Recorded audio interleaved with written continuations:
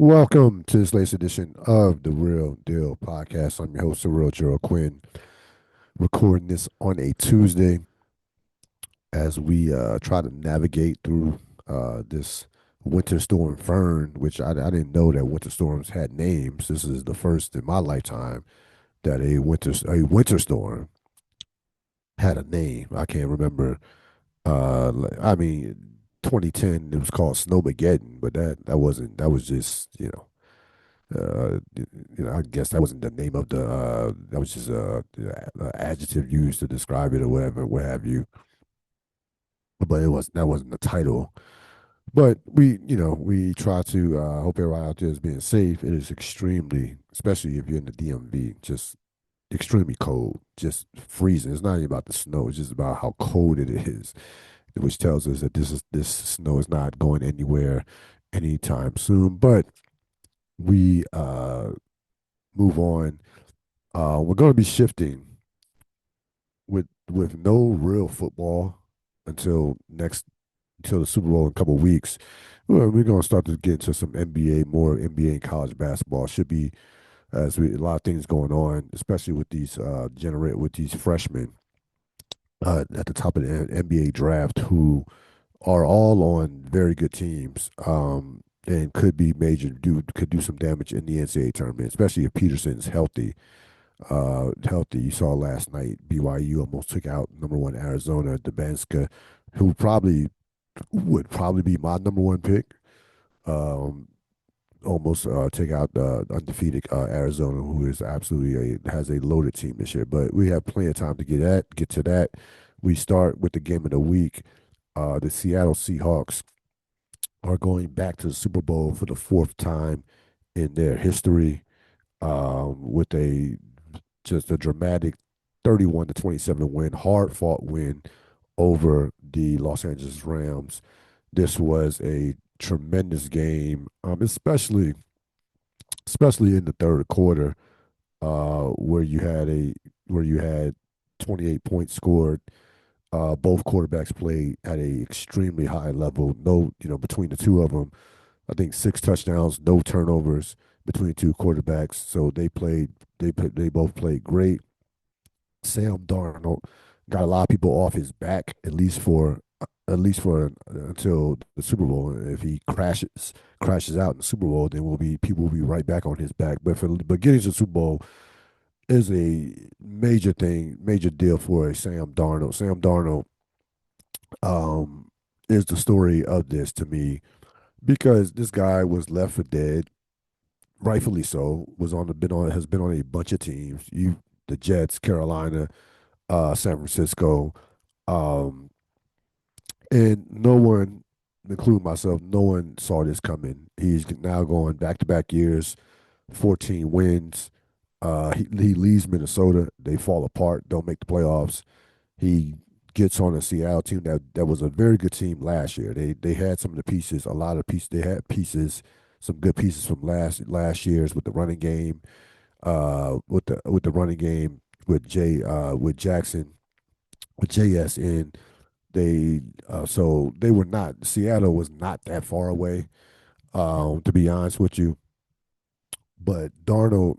You put Darnold on this team, they make some smart free agent signings, and they find themselves in the Super Bowl. And they listen, Seattle, and I'll get to the Rams in a second. Seattle is a complete football team. There is no visible. They have no weaknesses. If you want to, they have no visible weaknesses. You want to knock the offensive line a little bit. The offensive line at times can be a little shaky, a little bit in terms of pass protection, and you saw that a little bit Sunday. They got to Darnold as the Rams were able to get to Darnold 3 times, but for the most part, run blocking, defensive line, secondary, special teams, and of course Darnold this year was a Pro Bowl quarterback, and even though he was shaky at the um, at the end of the season, towards the latter part of the season, when in games where they try to protect him, but this was the shut the fuck up performance. This was a performance where Darnold basically told everybody, listen, I've been doubted in big games. The Rams. He had some shaky games against the Rams. Um, Had some shaky games against the Rams, especially last year in the playoffs, and in big games we have seen Darnold just shit the bed. This game he was spectacular because they needed every single one of those 31 points because Seattle's defense for whatever reason cannot match up with the Rams offense. The Rams these last two games, the Rams offensively put it on Seattle's defense. Like you're talking about Stafford basically threw for like 800 yards in like the last two games. And they probably in the Rams probably left some points on the board, to be perfectly honest with you. They can run the ball. Nobody runs on Seattle except the Rams. Um, so they needed Darnold to be great. They needed Darnold to be great in this game. If he would have been average, forget about bad. If he's average, they lose this game. So this was the Sam Darnold game. You look at Seattle. Seattle getting to four Super Bowls. They put themselves in some elite company. There have not been, believe it or not, people. There have not been that many teams that have gotten to that many Super Bowls. Now, they are just one Super Bowl shy of of tying franchises like the Commanders, the Eagles, some franchises who have five Super Bowl appearances. So, Green Bay. So they are just one Super Bowl appearance shy. Denver, not Denver, but not too many teams have as many Super Bowl appearances, considering they're relatively not that old. Remember, Seattle came into existence in 1976. This is not a franchise that goes back to the 19 to the 82. It's not for this franchise is not it's not that old. It's only 40, 1976. That's they will turn 50 this year. So four Super Bowl appearances in 50 years. That's not too shabby. I mean, that's very good. Be perfectly honest with you, when you consider the fact that there have been franchises that have not made any Super Bowl appearances. They have more Super Bowl appearances than the Bears. They have more Super Bowl appearances than Detroit. They have more Super Bowl appearances than a lot of these franchises. They have more Super Bowl appearances than the Jets, um, Cleveland, which has none. So four is a big number, considering that franchise has only been around since 1976, and they are just one, like I said, just one Super Bowl shy of franchises like Miami, the Oakland, the Raiders, Commanders, Giants, Packers, some of the most historic franchises in NFL history. Uh, John Snyder, I have to give him all the credit in the world. Um, or lead credit in the world, gets rid of Pete Carroll, completely changes the roster, gets rid of Geno Smith, gets rid of DK Metcalf. So, and really has nailed the draft. The last three drafts, you go back and look at the drafts he's had from 2022 up until 2025. He's nailed them. I mean, this is always, especially with his first round picks. And they had a long drought before that. They had a long drought where they were missing in the draft and chasing free agents or chasing up somebody else's trash, and it wasn't working.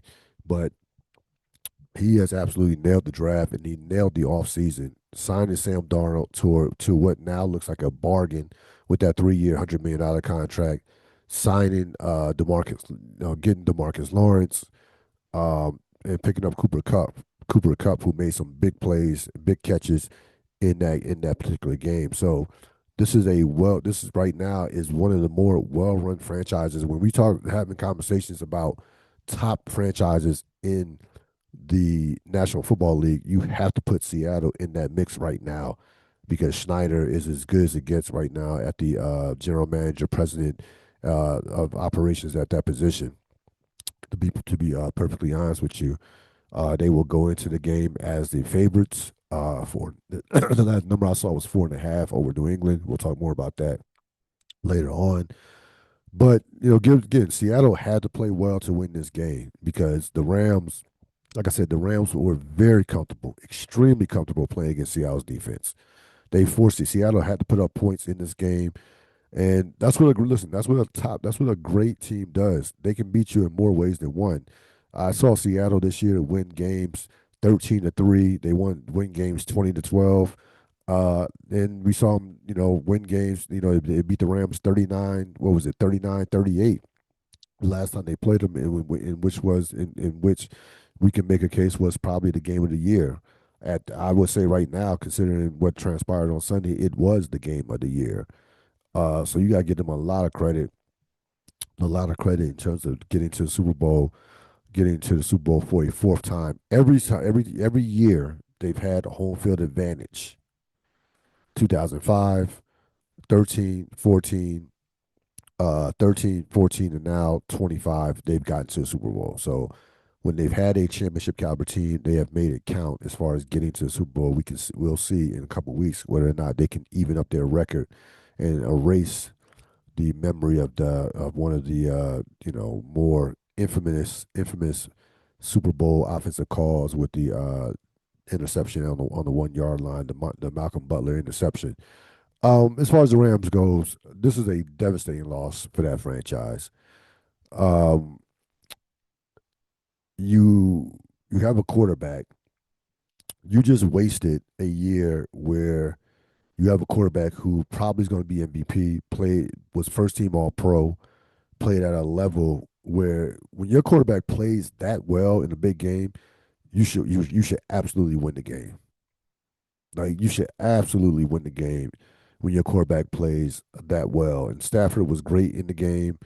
I know the completion percentage wasn't as high, but when they needed a play to be made, he made the plays. Now the 4th and 4, I I can make a quick like I want to go down with my best on that 4th and 4. Um, I understand the tight ends are very good. They have two excellent tight ends, Parkinson and Ferguson. But if I'm going down with either Nakua or Devontae Adams, which by the way, neither one of those guys could be covered in that game. They could not cover Nakua or Devontae Adams in that game.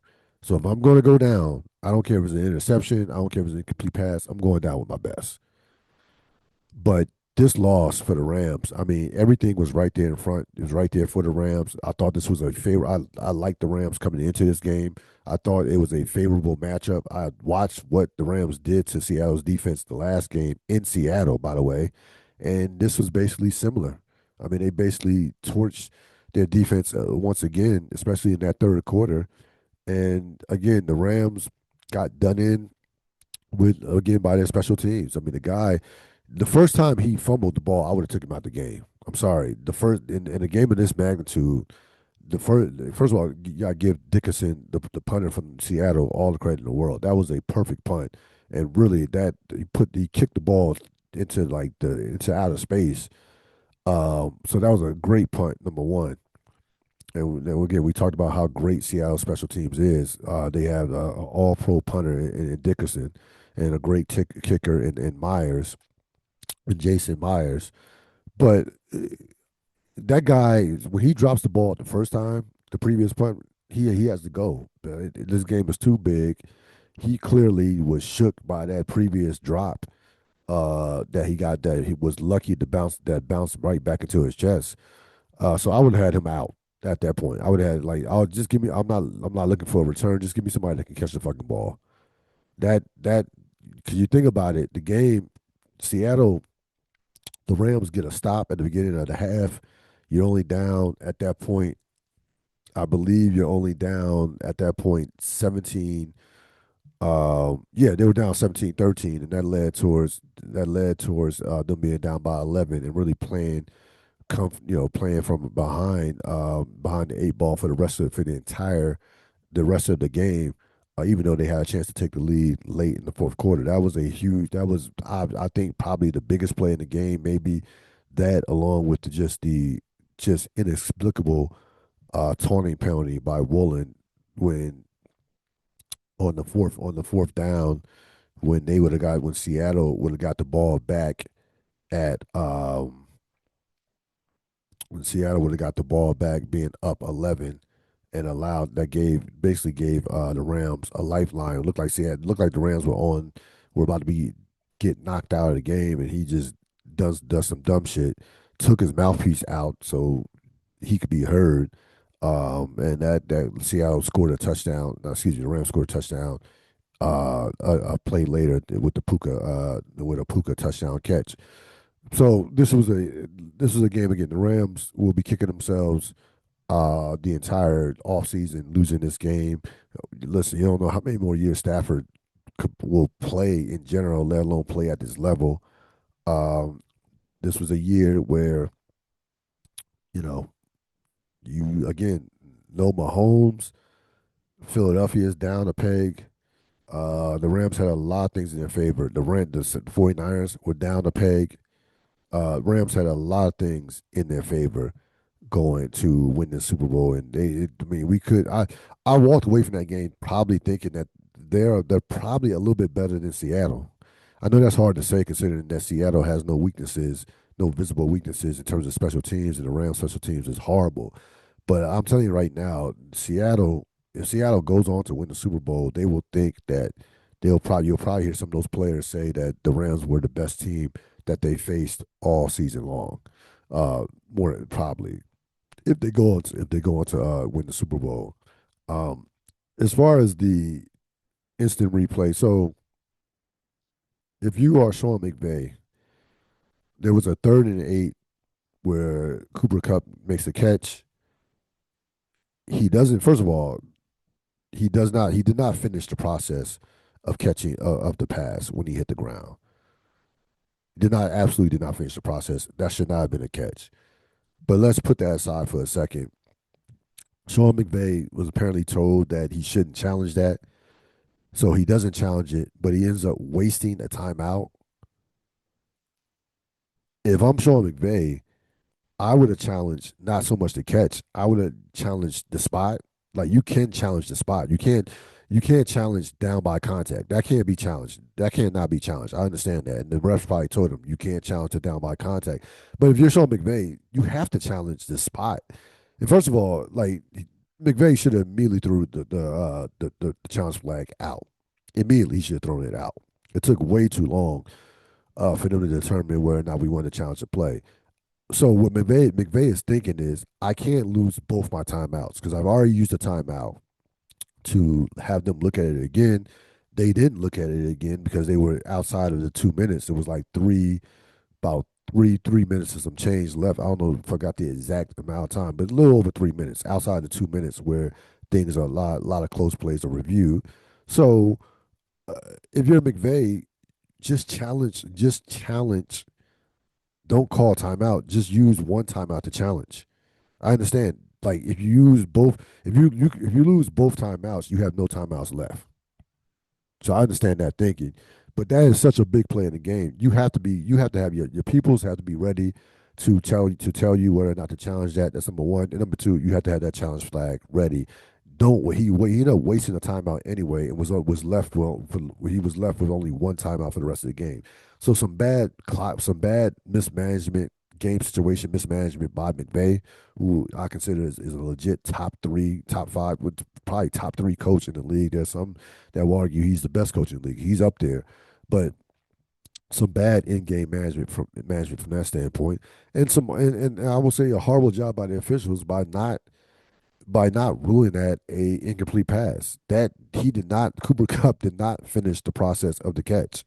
I mean, that's been banged down my head for the past year about process of the catch in the ground, like finishing the process of the catch. He did not finish the process of the catch. When he went down and the ball hit the ground, the ball came out. Yeah, it's not a fumble, but it's damn sure not a complete pass. And I don't want to hear that ruled down by contact. He lunged the ball hit the ground, and he didn't finish the process of a catch. Process of a catch. Period. Point blank. So the NFL has been very inconsistent from that standpoint. And again, I still don't know what the fuck is a catch versus what is not a catch. I'm still confused, very much confused by that. But regardless, that's a devastating loss for the Rams. Um, they're gonna feel like the last two times they played Seattle, they have to feel like we should have won both those games. Like I would have you have to feel like more so the last game, which was obviously determined home field and home basically determined home field advantage and really put the Rams in a spot and where they had to leave California, where they had to leave California, where they had to go on the road and didn't get any home games this playoff season. They had to go on the road both the Jacksonville, excuse me, both at Carolina and at Chicago. Um, but this game was a certainly a winnable game. They and you know you look they outgained Seattle. They outgained Seattle in total yardage. Rams had 479 total yards. Uh, yards per play. I mean, they were at 8 yards per play. A bunch of chunk plays, a bunch of plays. They had a number of 20-yard plays. They were just carving up the Seattle defense.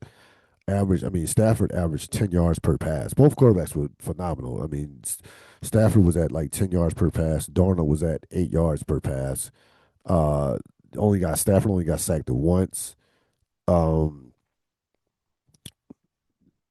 Look. This is a game that Seattle. This is a game that the Rams are going to be kicking themselves all off season. And you give Darnold his credit. He finally did. He had the biggest game, the best game, and the biggest moment of his life. He deserves all the credit in the world for that because if he went out there and played like shit, he would be getting destroyed. So if he's going to go out there and play like that, then you have to give him his just due. Um, he won because not only is he's the difference between a team not making the playoffs, or one of the differences between the team not making the playoffs and then going to the Super Bowl. Um, you have to he went toe to toe with probably the league MVP and a guy who's probably going to end up in the Hall of Fame.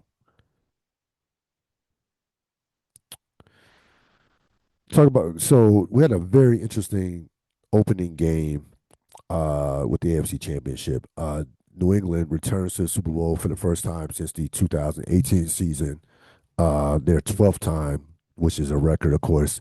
This record Super Bowl appearances. That's four clear of a four-way tie between Pittsburgh, Dallas, San Francisco, and Denver, who all have 8 appearances. The Broncos, this of course, were seeking their ninth appearance in terms of what would have been in second place all alone in terms of Super Bowl appearances. This was a game where you had to throw out analytics. You had to throw out some of the conventional wisdom that, from a coaching standpoint, and you this was a game that you had to play it by feel, play it by within in the moment. And the reason why New England came out on top, it wasn't because Bo Nix was out. It was because Mike Vrabel simply was much better in handling situational football and making those decisions than was Sean Payton. This is despite the fact that Sean Payton has a Super Bowl ring.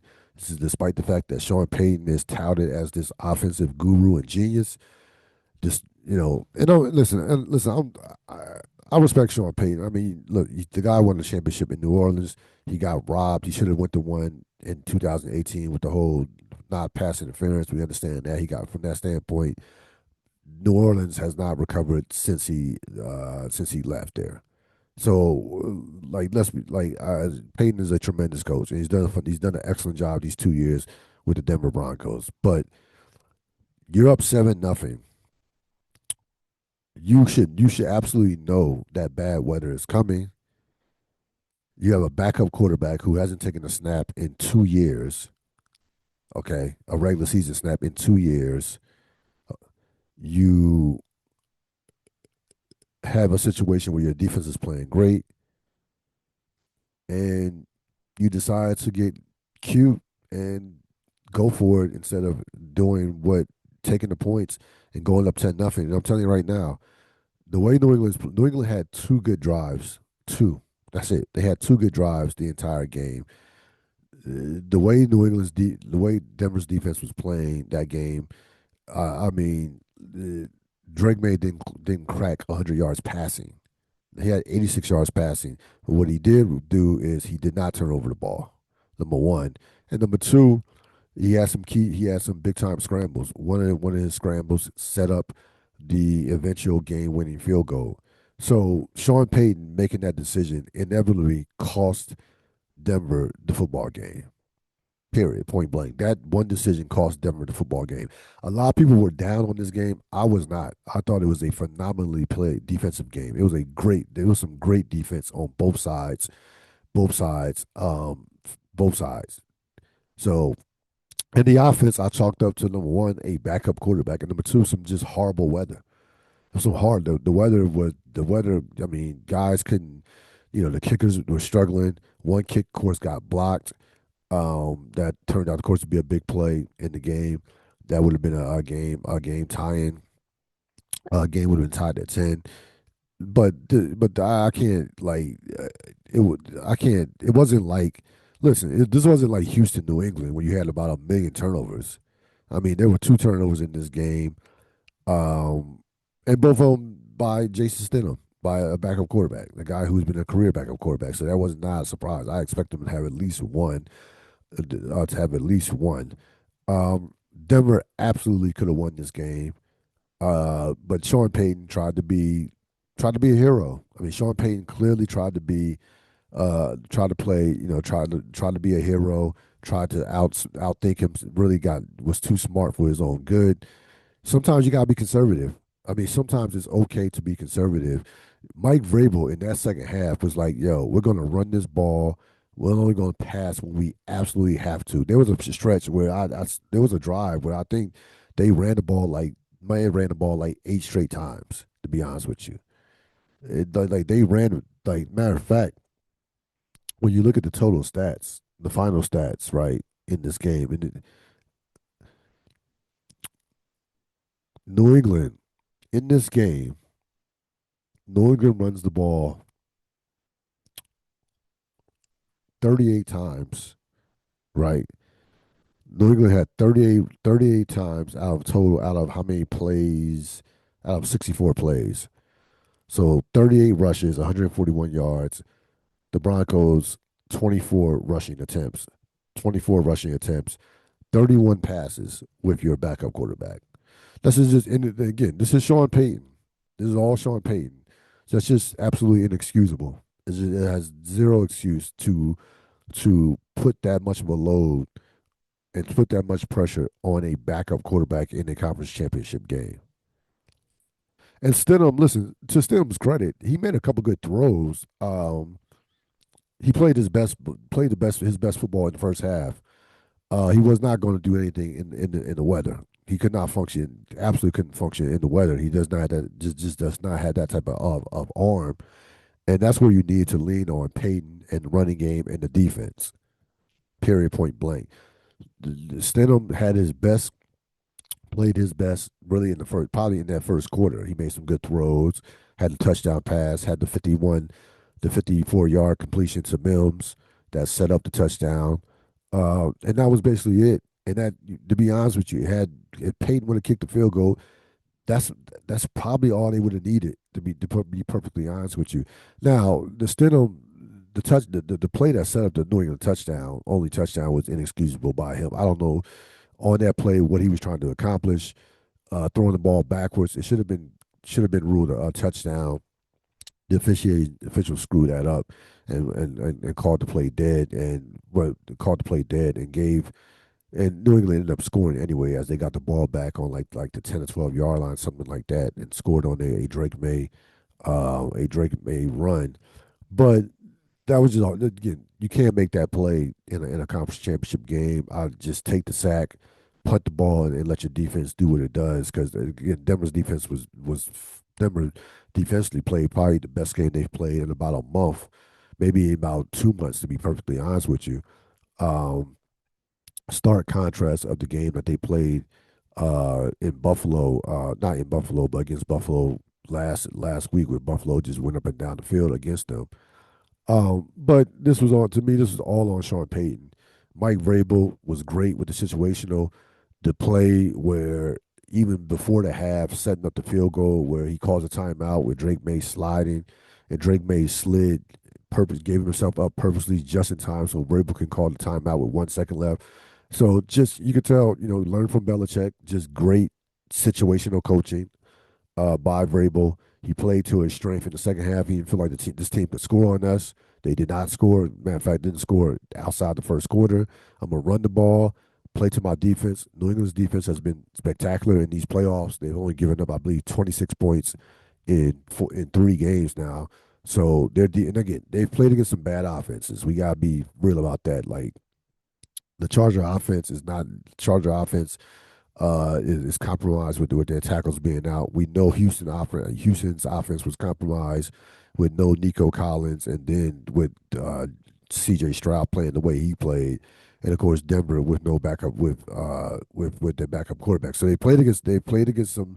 This would be by far Seattle will be by far the best offense they would have faced in the playoffs. But regardless of that, their defense is still taking care of business and really been dominant because Drake May, frankly, in these playoffs, Drake May has not played well in these playoffs. To be perfectly honest with you, even he's taken a beating. The offensive line hasn't been great. They've had to depend on his. He's had to depend on his legs.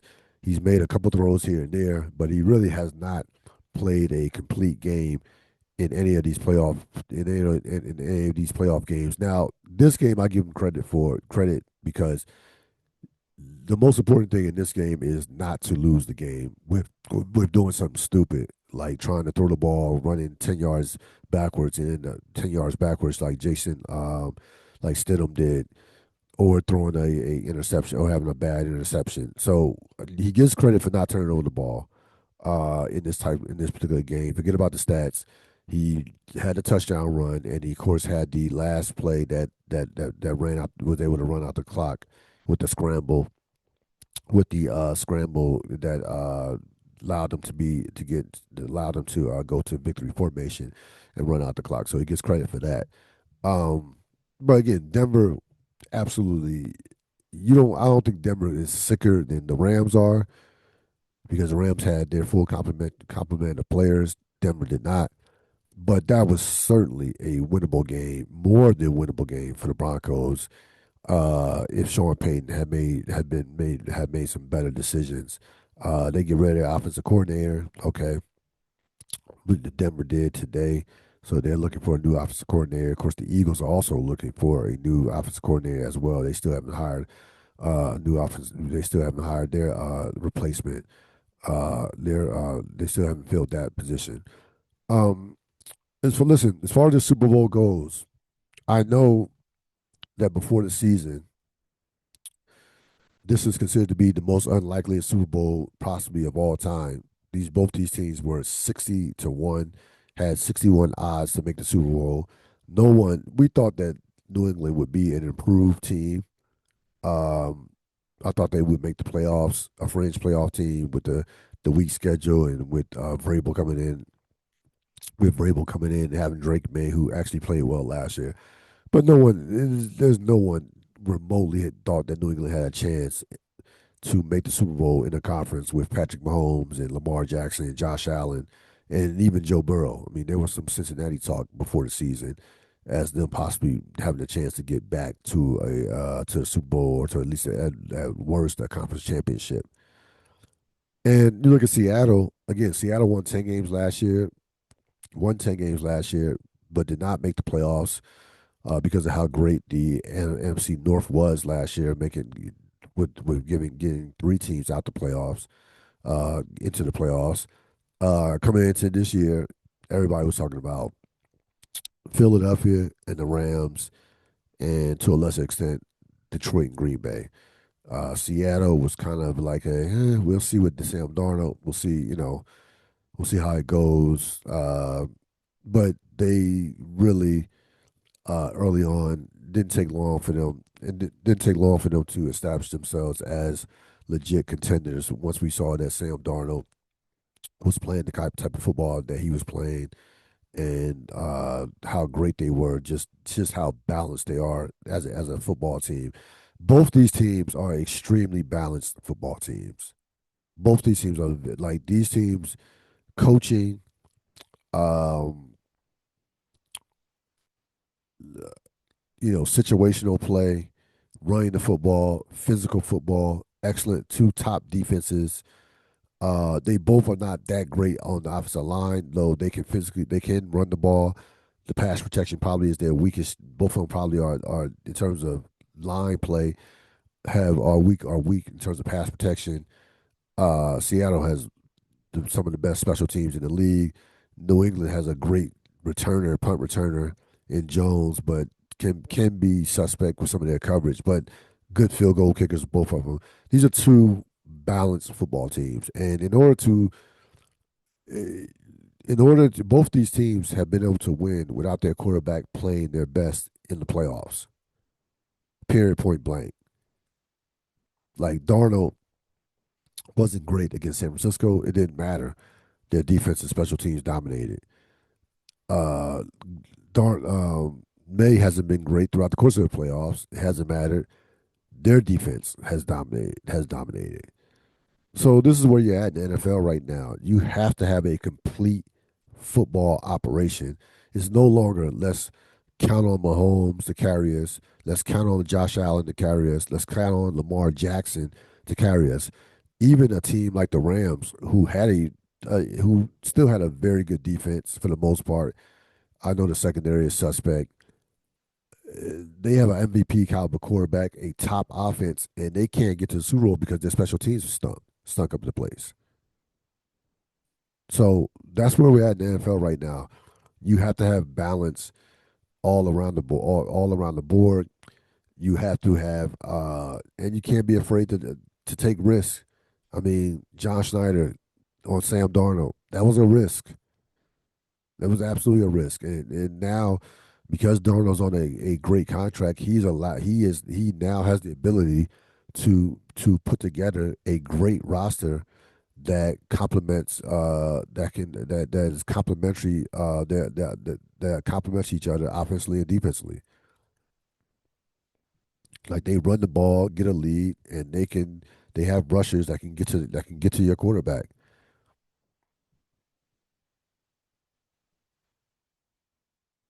So we'll talk more about the Super Bowl next week. I'll say this before we get to best of 1996. There was a lot of talk before the NFC Championship that the NFC Championship was the Super Bowl. I would put a pause on that. I'd be like, just not so fast with that. Yes, do I believe that the Seattle and the Rams are probably the two best teams in the NFL? If I were to rank them in the power rankings, yes, but they're not. This is not a case of San Francisco, Dallas back in the day. Okay, this is not a case of Indianapolis, New England Peyton Manning, Tom Brady, where you knew for sure it was that the winner of that game was going to win the Super Bowl. Period. Point blank. So this is not that.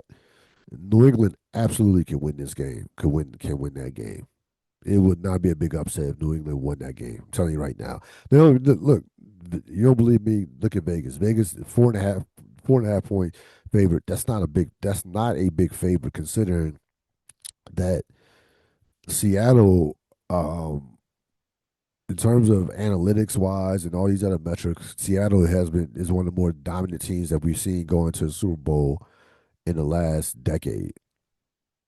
We look at the bound. We look at their rankings of their offense, defense, and special teams. So this should be, like I said, I'm looking forward to the game. We'll talk a lot more about it, of course, come next week. Best of 1996. The 1996 Kentucky Wildcats won the national championship 34-2, 16-0 in the SEC. They dominated in the NCAA tournament up until they faced UMass, which who also was the number one seed, led by Marcus Camby, and of course John Calipari refused to lose, took them out in the final, beat them by 7 in the national semifinal, and of course took out Jim Boeheim in the national championship game. This Kentucky team was dominant. It just wasn't a dominance by numbers. They scored 91 points a game, only gave up 69 points a game. It was the stylistically they dominated you with their style of play. The full court press, the 3 point shooting, just the relentless pressure that they would put on you for 40 minutes.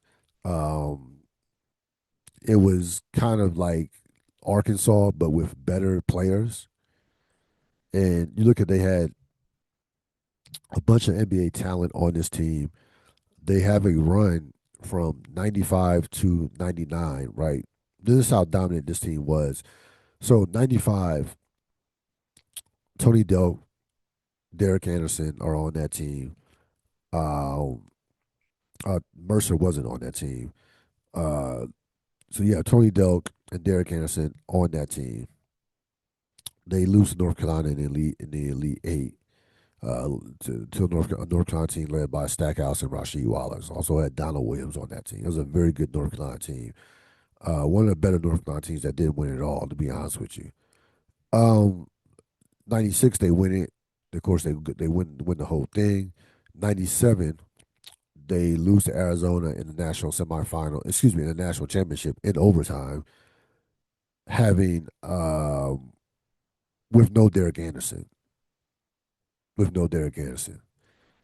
98 they win it. They win it in 98, and then they go to Elite Eight 99. So they had a 4 year stretch where their worst finish was Elite Eight and two national championships, three Final Fours, three national championship games. Just a maybe one of the more underappreciated stretches in recent college basketball memory. The reason why I think that this team is the last great college basketball team, and I know people in Stores, Connecticut are going to be pissed off. What are you talking about? We went back to back in 23, 24. People in Chapel Hill, North Carolina are going to be pissed off how dominant was that 2009 uh, North Carolina team, with Tyler Hansbrough and Ty Lawson and Wayne Ellington, or even 2012 Kentucky, which won a championship with Anthony Davis. This team, this team was more dominant because their style of play was ahead of his time. Like they had big men who could shoot threes. They had big men who could shoot the threes. They had a up tempo style. Think about the pressure, that up tempo style, that full court press. The NBA this year in the NBA, if you watch the NBA closely, teams are full court press are playing are full court are pressuring the basketball. Like the Pacers it helped almost win a championship for the Indiana Pacers last year, and you've had teams replicate that this year in the NBA so far. Now it's not you can't do it every game considering um, how long the NBA season is, but I would say there were a couple teams that tried the pressure. Like Arkansas made it 40 minutes of L. This was Arkansas on steroids. Like Kentucky would do it and just completely take you out your game and it could be a 5 point lead. They turn a 5 point lead into a 20 point lead. And of course, led by one of the great coaches of all time, Rick Pitino. Rick Pitino, who has taken every team that he's gone to the Final Four, to at least the Final Four. With the exception now, he's with St. John's. He only been there with them a couple of years, but he has completely rejuvenated that program. But to me, this is where Pitino, and I know he won a championship with Louisville, but Pitino at Kentucky was at his absolute best year in and year out with the recruiting, year in year out, even when he lost players. Like that '92 team was a championship caliber team that lost to Duke when Duke destroyed everybody. If you're looking at that '92 Duke team, Duke just ran through everybody. It took them, of course, a overtime. It took them multiple a double overtime game and won it was considered the greatest game in college basketball history back in 1992 to beat Kentucky and Jamal Mashburn and what the unforgettables in Kentucky with those players that had the Kentucky faithful in their hearts forever, and such a heartbreaking loss. But this was the best of Patino, and this team to me, when I look at it, and again, I don't count teams that didn't win it. like 99 Duke, um, 98 Tar Heels, great teams that did win it. But as far as like the last truly great college basketball team, the team that, and also from a cultural standpoint, you had the denim uniforms, you had the Converses, the denim Converses. They definitely were attraction, were a main drive in culture, in terms of culture, and people love Rick Pitino. Like people, Pitino was a guy. He recruited New York. He had a pipeline to New York City with his recruiting. They loved that style of play. They love shooting a million threes. Remember, Rick Pitino was one of the pioneers of the 3-point shot, and saying that the worst shot in basketball is a long two. He started that, and it took Providence to a Final Four back in 1985. Back in 1985, when you had 85, when you had what Providence, Georgetown, and St. John's. When you had you had the all Big East Final Four. You had the Providence, Georgetown, St. John's, and of course Villanova. So this was a team that was a dominant team. This team, when they were tested, they got tested like twice. They lost their losses, only losses to UMass earlier in the season, and lost to Mississippi State. They had a 27 game winning streak, and they just ran through everybody. Just ran through just everybody. And again, this is a team that we're going to be talking about. And for another 20 years, you'll be talking about this team. I don't think you will be talking about Connecticut 23 and 24 in 10 to 20 years. To be honest with you, I don't think you'll be talking about North Carolina 2009 in 10 to 20 years. This team, in 10 to 20 years. I think those two teams. The reason why is those two particular teams did not connect to culture the way this team did.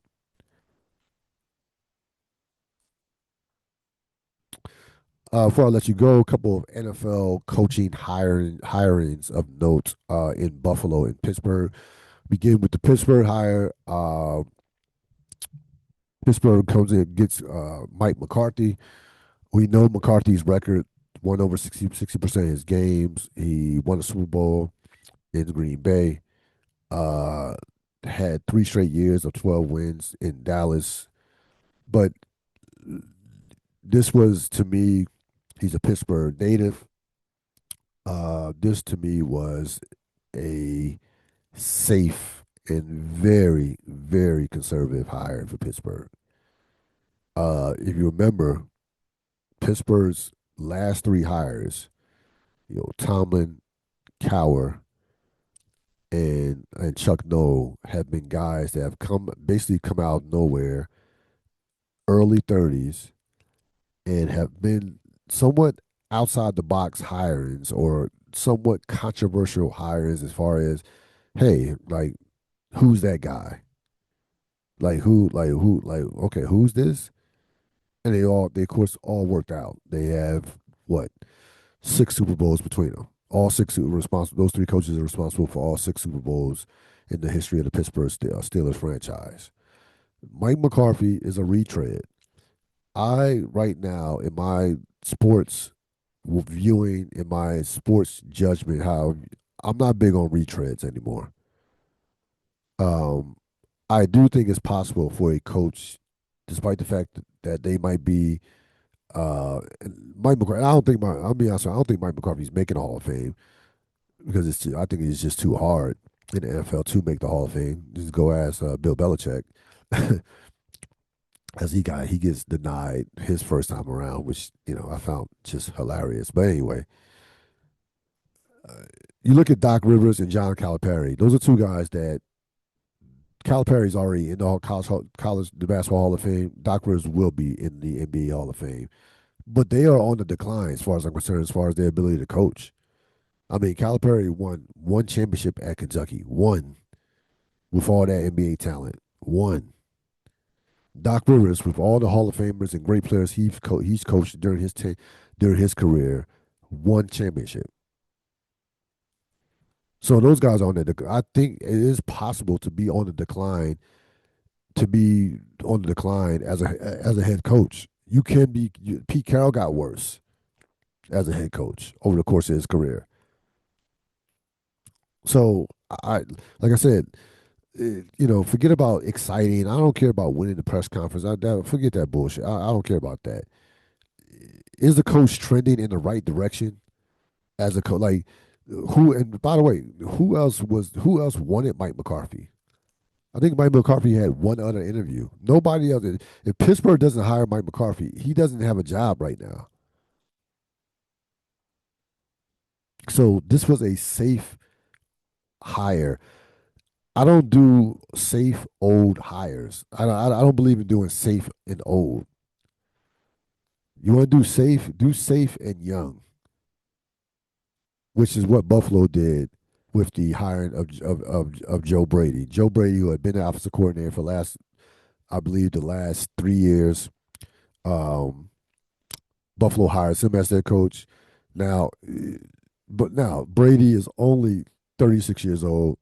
He of course led the was the passing coordinator to the 2019 national championship uh, LSU team, which of course was considered one of the great offenses in college football history.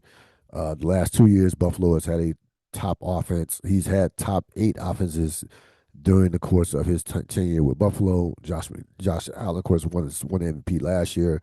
Will finish in the top 5, maybe top 3 this year in terms of MVP voting.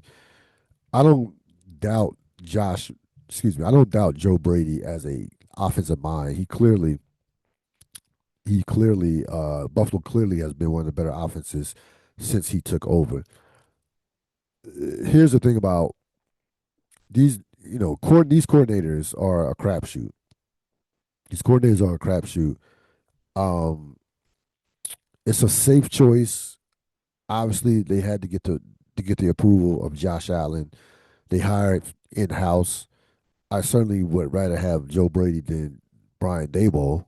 I'll tell you that. Who to me was a failed retread. Doesn't even have success, unlike a Mike McCarthy or a John Harbaugh. But here's the thing: you, if you're Buffalo, this clearly to me was a situation where I feel like maybe they hired out of pressure, out of fear that Brady would leave and go take another job. Um, and it only makes sense from that standpoint of like Joe Brady. I don't believe that Joe Brady was coming back. I believe Joe Brady definitely had something to do with indirectly had something to do with Sean, excuse me, not Mike McDermott, Sean McDermott getting fired. I don't believe Joe Brady was coming back next year as offensive coordinator under Sean McDermott. I probably don't believe that Joe Brady was coming back to coach Buffalo at all unless he was the head coach. He had that kind of leverage. He had unlike Mike McCarthy, he was in demand. He interviewed for 3/4 of the openings. So there were a number of people, number of teams that were after Joe Brady. So I can't blame Buffalo. Like there are not a lot of talented coaching prospects out there. Now, if you want to look at Clint, we want to say Clint Kubiak, fine. Clint Kubiak probably will get a job. He did a wonderful job. He's done a tremendous job with uh with Sam Darnold this year, and he's young. He's young as well. If you want to take a chance on a guy like that, then that's fine. But I don't. Is there a big difference between Clint Kubiak and Joe Brady? Is there? I don't think so. They're both unproven as head coaches. They're both considered to be the quote unquote hot coordinators. Um, Now you want to say Joe Brady did like Seattle's like I mean Buffalo's offense. You want to give Josh Allen more credit for their offense than Joe Brady versus Clint Kubiak having to have a lesser talented quarterback and they still have a top offense. You want to say that's the difference? Okay, but again, I don't know. We don't know if either one of them can run complete programs. We know Mike McDonald was a defense is defense is a, was a defensive guy for Seattle. We understand that. We know that that roster was one of the better rosters.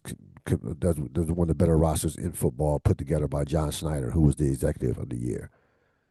We know that. We understand this. So I'm not knocking Buffalo for it.